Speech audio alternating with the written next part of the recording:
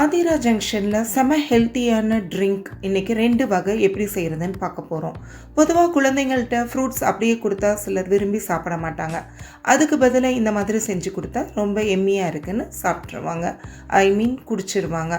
So அதுக்கு நான் 150 gram கருப்பு திராட்சையை கொட்டையோடு எடுத்திருக்கேன். 2 ஸ்கூப் ஐஸ்கிரீம் வெண்ணிலா ஃப்ளேவரில் போட்டு 100 ml அளவுக்கு பால் சேர்த்து நல்லா மிக்ஸி ஜாரில் நைஸாக அரைச்சாச்சு. இதை அப்படியே ஒரு டம்ளருக்கு ட்ரான்ஸ்ஃபர் பண்ணிடலாம்.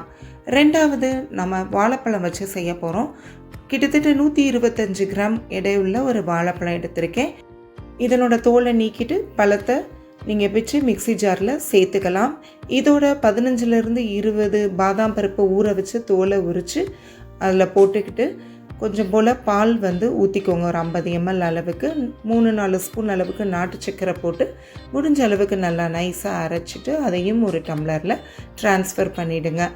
இது ரெண்டும் தான் இன்றைக்கி செம ஹெல்த்தியான ட்ரிங்க்கு.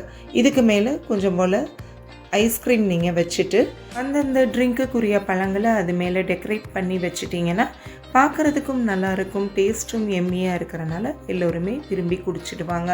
நீங்கள் வாழைப்பழம் எதுனாலும் யூஸ் பண்ணிக்கலாம், அது உங்களுடைய இஷ்டம். இந்த ஹெல்த்தி ட்ரிங்க் ரெசிபிக்கு ஆதிரா ஜங்ஷனை சப்ஸ்கிரைப் பண்ணிவிட்டு பெல் ஐக்கானை ப்ரெஸ் பண்ணிவிடுங்க.